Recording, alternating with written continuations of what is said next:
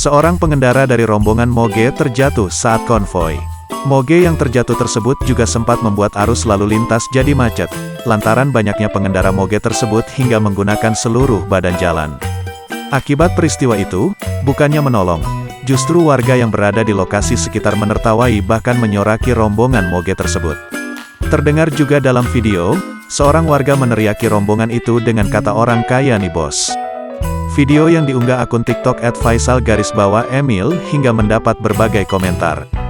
Bahkan tak sedikit dari warganet yang berkomentar turut memberi hujatan bagi klub motor yang mendapat julukan pengendara arogan.